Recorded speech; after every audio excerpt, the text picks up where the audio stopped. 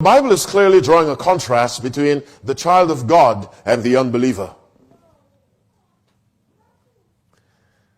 Now here's a principle you must never forget.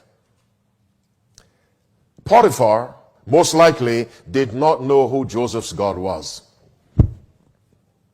All he knew that a mighty power was with Joseph. And so verse 3 says, and his master saw that the Lord was with him. Here's the principle you must never forget. It is not enough for members of the church to say you're godly. You see where I'm going? It is not enough for members of your spiritual club to say you're godly. When the unbeliever recognizes that you're godly, now we're going somewhere. The unbeliever must, you see, God's presence must be so compelling, an unbeliever recognizes, I may not know his name, but there's something about that young man. There's a presence in him. He doesn't know it's God. The unbeliever doesn't know the name, but he recognizes a power in that life. And so his master saw that the Lord was with him. His master also saw that the Lord made all that he did to prosper in his hand. Now, what is our subject for this morning? How to run a business. Look at verse 3. His master saw that the Lord was with him, but even more significant for Potiphar, Potiphar observed that this power that attended Joseph made everything Joseph did prosper. We have Joseph, and we have this power, the Lord.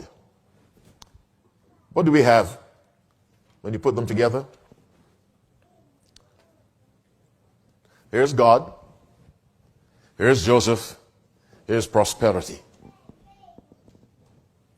Joseph and God, what do you call that? Now remember our subject. What's our subject? Joseph and God, what is that? A partnership. A partnership. Joseph is a visible member of the partnership. God is the invisible but very present. So listen to verse 3 again at the risk of being tedious. And his master saw that the Lord was with him, and that the Lord made all that he did. Listen to the power of those words. You read verse 3 for me. You're not reading it all. This is the last day. I must get you to read. Read verse 3, King James Version.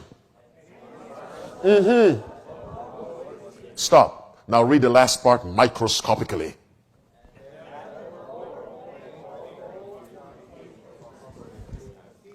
What did the Lord do? He made it prosper. Which means when God makes something to do something, it has no choice but to do it. The Lord made. Whatever Joseph undertook, God made it prosper. Then who was responsible for the successful results in the life of Joseph? God. Now, they had, you may call it in the light of this subject, a business partnership. But a business partnership with God includes your social life, your romantic life, your spiritual life, your health life, your family life, your recreational life, everything. Because God is not a part-time employer. God is not a part-time partner. God is full-time or he's not present at all. And so God made everything Joseph did, and I have to stress that, to prosper. What is it you want to do? What is it you're doing that keeps failing? Get a partner.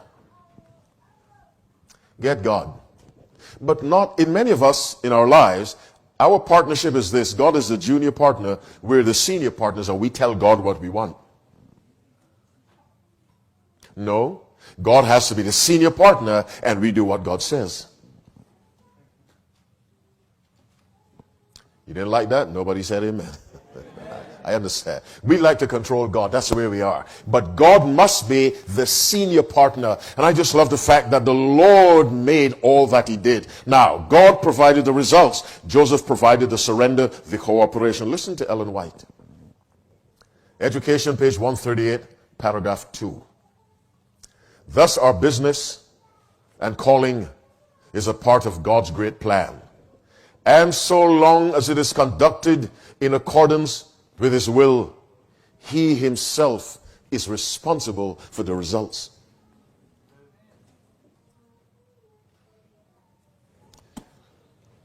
Whether it's a business in a commercial sense, whether you give your family to God and you run your family like a business under God's direction, or you give your education to God and you and God run it as a business, or you give your love life to God, you and God run it as a business, you give your health life to God, you and God run it as a business, as long as God pulls the strings, the results will be guaranteed. But God has to be the senior partner in this business arrangement. I can't say it enough. The Lord made all that he did to prosper. Hebrews 13 verse 6 or verse 8. Jesus Christ the same. Yesterday, come on. Today, come on. And forever. Can God do that for you? Yes or no? Yes.